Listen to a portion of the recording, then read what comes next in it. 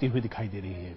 स्वामी अग्निवेश ने कुछ एक बुनियादी सवाल उन तमाम लोगों पर खड़े किए हैं या उन भगवान पर खड़े किए हैं जिनकी पूजा की जाती है। ये इसलिए प्राण प्रतिष्ठा की वेदों के अनुसार स्पष्ट रूप से परमात्मा की मूर्ति नहीं हो सकती।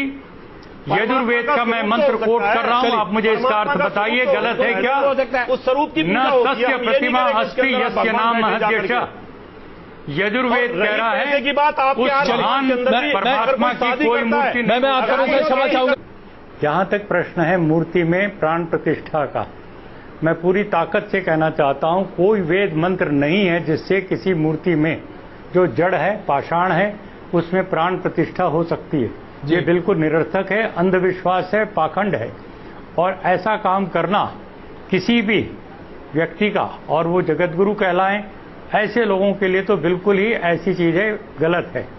मैं बड़ी विनम्रता से फिर कहना चाहता हूं, यदि प्राण प्रतिष्ठा आप करने का दावा करते हैं तो बताइए वो वेद का कौन सा मंत्र है जिसके उच्चारण से प्राण प्रतिष्ठा होती है? नंबर 1 वेद। दूसरी बात, उस प्राण प्रतिष्ठित राम की, कृष्ण की या किसी की भी देवता भगवान की मूर्ति प्राण प्रतिष्ठित हो जाने के बाद क्यों नहीं खाना पीना बोलना चलना शुरू करती? जरा प्राणवान होने का थोड़ा सा तो परिचय दे। वो आपने बता दिया वो प्राणवंत हो गई मूर्ति जी। अब उसके बाद आपने लोगों की भीड़ इकट्ठी की और परमात्मा का अवतार पूजो जी, ये कह करके चढ़ावा इकट्ठा करना शुरू किया। ये एक दुकान है, व्यापार है, झूठ है, धोखा है। स्वामी अग्निवेश, इसलिए मैं कहना चाहता हूँ हमें सनातन धर्म की पावन परंपराओं को याद करते हुए जो आदि शंकराचार्य ने जो मूर्तियां तुड़वाई, उन्होंने जैनियों की मूर्तियों को उन्होंने हटवाया और उन्होंने कहा ये सब मूर्ति पूजा बंद होनी चाहिए। मैं आदि शंकराचार्य का मैं नहीं, महर्षि दयानंद ने जो बयान किया, जो उनका बखान किया है जी, मैं नतमस्तक होता हूं आदि शंकराचार्य के बारे में। मैं कहना चाहता हूं स्वामी जी, हमारे देश में मूर्ति पूजा नहीं थी। बिल्कुल स्वामी जी, मैं क्षमा चाहूंगा, बीच में आपको रोक रहा हूं। पूजा को ला करके परमात्मा के स्वरूप को जो बिगाड़ा गया है स्वामी जी, इसने हमारे बहुत आदर से मैं आपसे क्षमा चाहूंगा, वैदिक धर्म के ऊपर एक बहुत बड़ा कुठारा। स्वामी जी बहुत आदर से आपसे क्षमा चाहूंगा। आपकी बात मैं बताना चाहूंगा। एक राम जी, मैं एक सवाल पहले और ले लूं। स्वामी जी, मेरा आग्रह है आपसे, अगर आप अपना जवाब थोड़ा छोटा रखें क्योंकि हमारे पास वक्त बहुत कम है, कई मसलों पर हम चर्चा कर पाएंगे। अगला सवाल मेरा आपसे है जो मैं आपसे बहुत विनम्रता से पूछना चाहता हूं, क्या आज आपको लगता है, चाहे आप राम की बात करें, कृष्ण की बात करें या साईं बाबा की बात करें, इनमें से किसी की भी पूजा नहीं होनी चाहिए? क्या आप ये कहना चाहते हैं कि साईं मंदिरों में आज जो पूजा हो रही है, ये पूजा दरअसल सिर्फ और सिर्फ चढ़ावे की पूजा है? जी, लेकिन ईश्वर की प्रतिमा, परमात्मा की प्रतिमा बता करके वो साईं की मूर्ति की करें तो बहुत ही गंदा, गलत है। और राम और कृष्ण की भी करें तो ये राम और कृष्ण के साथ भी अन्याय है।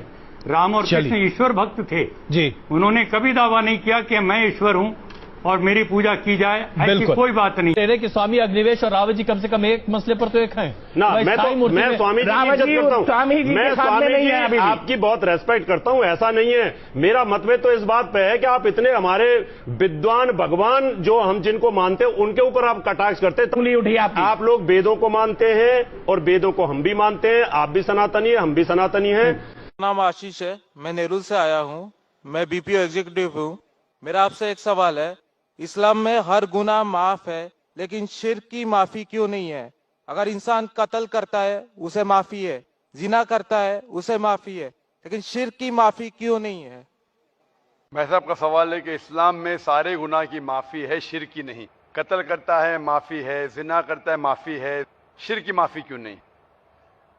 आप कुरान मजीद के बारे में जिक्र कर रहे जो सूरह निसा में है, सूरह नंबर 4 आयत नंबर 48 और आयत नंबर 116। इन दो आयतों में सूरह निसा सूरह नंबर 4 में लिखा है कि अगर अल्लाह चाहे तो कोई भी गुनाह को माफ कर सकता है, लेकिन शिर्क को कभी नहीं माफ करेगा, क्योंकि जो शिर्क किया है वो बहुत भटक चुका है। तो इसमें यह नहीं लिखा है कि अब जिना करेंगे तो माफ करेगा ही, कर सकता है अगर आप तौबा करेंगे तो। अगर आप तौबा करते कि मैंने जिना किया हूं, मैंने कत्ल किया हूं, मुझे माफ कर दे और इंशाअल्लाह मैं आइंदा नहीं करूंगा, तो अल्लाह माफ करेगा। उसी तरीके से शिर्क भी, अगर आप शिर्क करते हैं और अल्लाह से माफी मांगते हैं कि मैं अगली बार शिर्क नहीं करूंगा, तो अल्लाह शिर्क को भी माफ कर सकता है। लेकिन शिर्क की हालत में मरेंगे तो माफी नहीं है। आप मुशरिक जैसा मरेंगे, शिर्क करते हुए मरेंगे तो माफी नहीं। अगर आपने शिर्क किया, लाइक आज आप देख रहे हैं, कल भी परसों भी कितने गैर मुस्लिम बुत परस्ती करते थे, शिर्क करते थे, मूर्ति पूजा करते थे, अभी मुस्लिम बन गए। अल्लाह ताला बेशक माफ करेगा। और जिस दिन आप इस्लाम कबूल किए, आपके पिछले गुनाह सारे माफ, आपका स्लेट क्लीन। मैं माशाल्लाह अभी 46 साल का हूं, अच्छे काम करता हूं, इंसान हूं, गलतियां भी करता हूं। आप अगर इस्लाम कबूल करें, आपका स्लेट क्लीन। मेरे तो स्लेट में तो काफी चीज ऊपर नीचे है। अगर आप इस्लाम कबूल करें तो अल्लाह के रसूल फरमाते आपके सारे गुनाह माफ, स्लेट इज क्लीन। तो आप एक साफ सुथरे मुसलमान बनते, इसके बाद हिसाब किताब शुरू होगा। तो अगर आप मूर्ति पूजा करते थे, नहीं करेंगे तो क्यों माफी नहीं? सबसे बड़ा गुनाह है। क्योंकि अगर आप जिना करते गलत है, आप रेप करते गलत है, लेकिन आप उस इंसान को चोट पहुंचा रहे। आप अगर कत्ल करते गलत करते, लेकिन अगर मूर्ति पूजा करते तो उस खालिक के नाफरमान हैं, उस खालिक को गाली देने से फर्क नहीं पड़ता है। लेकिन अगर आप उस खालिक को गाली देंगे तो उसके अहकामात पे कैसे अमल करेंगे? आप उसके बताए रास्ते पे भी नहीं चलेंगे, आपका नुकसान होगा। तो आपके नुकसान को रोकने के लिए खुदा कहता है कि मूर्ति पूजा मत करो। कि मूर्ति पूजा करेंगे तो आप उसके जो अहकामात पे अमल नहीं करेंगे, आपको नुकसान होगा, उसके साथ साथ और भी गुनाह करेंगे। इसीलिए मूर्ति पूजा करने वाला सबसे ज्यादा बहका हुआ इंसान है। लेकिन अगर आप गलती के लिए माफी मांगते हैं और कहेंगे कि अगली बार नहीं करेंगे, तो अल्लाह ताला आपको माफ करेगा। मैं पूछना चाहता हूं, आप मूर्ति पूजा में मानते हैं भाई साहब? जी मानते हैं। क्यों, आपको लगता नहीं गलत है? आप क्या हिंदू है? जी। आपके मजहबी किताब में लिखा है, छंदों के उपनिषद में, चैप्टर नंबर 6, अध्याय नंबर 2, श्लोक नंबर 1, एकम अद्वितीयम, खुदा एक है, उसके अलावा कोई नहीं है। लिखा है श्वेता उपनिषद में, अध्याय नंबर 6, मंत्र नंबर 9, नाचस्य कस्य जनिता न चदीपा, उस ईश्वर, उस भगवान का कोई रब नहीं, उसके कोई वालदेन नहीं। लिखा है श्वेता उपनिषद में, चैप्टर नंबर 4, मंत्र नंबर 19 में, न तस्य प्रतिमा अस्ति, उस ईश्वर, उस भगवान की कोई प्रतिमा नहीं, कोई अक्ष नहीं, कोई पिक्चर नहीं, कोई पेंटिंग नहीं, कोई फोटोग्राफ नहीं, कोई मूर्ति नहीं, कोई बुत नहीं। लिखा है यजुर्वेद में, चैप्टर नंबर 32, वर्ष नंबर 3 में, मंत्र नंबर 3 में, न तस्य प्रतिमा अस्ति, उस ईश्वर, उस भगवान की कोई प्रतिमा नहीं, कोई अक्ष नहीं, कोई पिक्चर नहीं, कोई पेंटिंग नहीं, कोई फोटोग्राफ नहीं, कोई बुत नहीं, कोई मूर्ति नहीं। तो साफ तौर पे कई जगह आप हिंदू की मजहबी किताब में लिखा है कि मूर्ति पूजा गलत है। तो क्यों आप मूर्ति पूजा करते?